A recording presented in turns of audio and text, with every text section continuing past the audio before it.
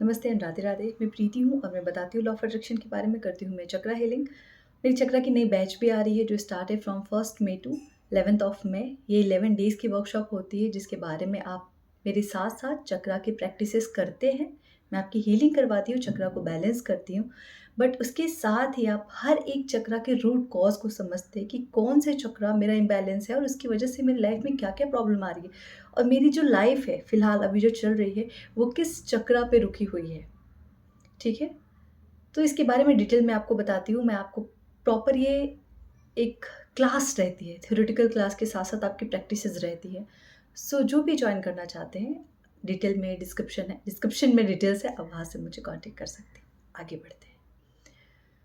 अच्छा, आपने देखा होगा ना बहुत टाइम हम बचपन से, अगर आप भारत में हैं, तो एक चीज़ तो पक्की है, और अगर आप हिंदू धर्म से हैं, तो एक चीज़ पक्की है कि बचपन से हम घरों में पूजा-पाठ, कथाएँ सुनते आए हैं। हर एक, चाहे वो आपका बर्थडे हो, घर में कुछ शुभ कार्य होने वाला हो, आपने नया घर खरीदा हो, हर चीज़ में पूजा-पाठ और कथा तो होती ही होती है। और कहीं न कहीं हमारे पास एक पर्टिकुलर पंडित जी होते हैं जिनको हम बोलते हैं नहीं, नहीं यार वही पंडित जी आके पूजा करेंगे। उनके पूजा करने से हमें घर में बहुत सारे चेंजेस महसूस होते हैं, बहुत सारे अच्छे चेंजेस महसूस होते हैं। तो पर्टिकुलर उसी पंडित जी को पकड़ते हैं। भले वो पंडित जी आजकल तो चार्जेस भी लेते हैं, पहले के पंडित जी तो नहीं लिया करते थे। तो चाहे जो भी उनकी क्या कहते हैं, पूजा पाठ की जो विधि रहती है उसके लिए जो भी वो पे लेना चाहते हैं आप उन्हें देते हैं, बट आप वही पर्टिकुलर पंडित जी को पकड़ते हैं, पुजारी को, ठीक है। सो ऐसा क्यों है? क्योंकि जिस फ्रीक्वेंसी में आप अलाइंड नहीं हैं उस फ्रीक्वेंसी में वो पंडित जी अलाइंड है।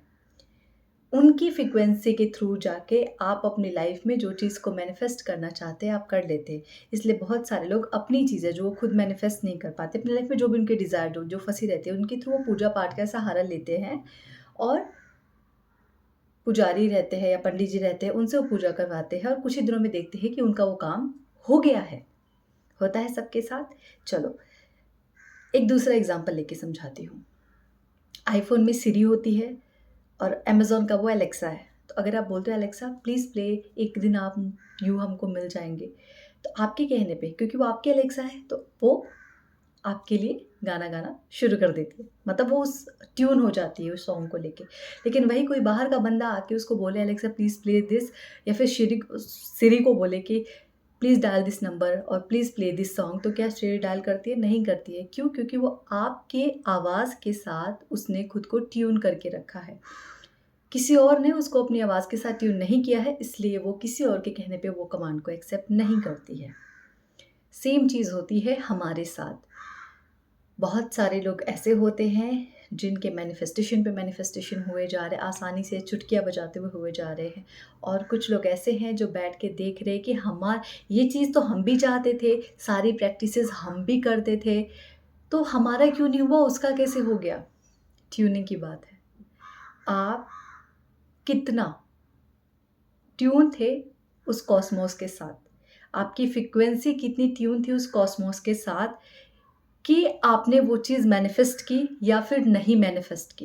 ये सब बात होती है उस ट्यूनिंग की, बॉन्डिंग की, कि आपका आपके ईश्वर के ऊपर कितना फ़ेथ है, आप अपनी चीज़ों को लेके किस सरेंडर मोड में रहते हैं या इस मोड में रहते हैं कि सब कुछ मुझे ही करना है। हम भगवान की पूजा, प्रार्थना हम उन्हें बहुत मानते हैं, कभी डर में पूजते हैं तो कभी प्यार से पूजते ज़रूर हैं। बट यकीन क्यों नहीं कर पाते कि जिसने इस दुनिया में हमें भेजा है, जिसने साँसें दी हैं, जीवन दिया है, हर दिन का कहीं न कहीं से हमारे लिए खाना अरेंज कर रहा है, वो हमारे काम नहीं करेगा। लेकिन हमें यकीन ही नहीं होता कि यार ये सच में ऐसा हो जाएगा क्या? क्या मिल जाएँगे क्या? क्या आज मैं अपनी लाइफ़ में 10,000 रुपए कमा रही हूँ, तो क्या मैं सच में एक दिन आएगा जब मैं 10 लाख कमाऊँगी? हमें इस बात पे यकीन ही नहीं होता और फिर हम उस सपने को छोड़ देते हैं। मीन्स हम क्या करते हैं, उस ट्यूनिंग से हट जाते हैं। उस फ्रीक्वेंसी पे हम ट्यून ही नहीं करते। तो जब ट्यून करोगे ही नहीं, तो चीज़ें कैसे मिलेंगी? बहुत सारे हमारी लाइफ़ में ऐसे एग्ज़ाम्पल्स मिलेंगे आपको, जिनके पास जेब में 5 रुपए नहीं थे, आज उन लोगों ने 500 करोड़, 1000 करोड़, पता नहीं कितने करोड़ों का बिज़नेस किया है बिल्ड।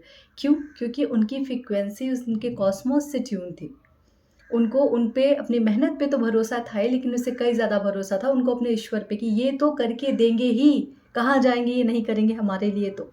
तो जब आप हर दिन उस सरेंडर की प्रैक्टिस करते हैं, हर दिन जब आप खुद से बात करते हैं, अपने ईश्वर से बात करते हैं, कि ईश्वर आप मुझे रास्ता दिखाओ कि मुझे कैसे करना है। मुझे ये पैसा चाहिए, मुझे इतना पैसा चाहिए, आप मुझसे इस चीज़ के लिए जितना कुछ करवा सकते हो आप करवाओ, मैं करने के लिए रेडी हूँ।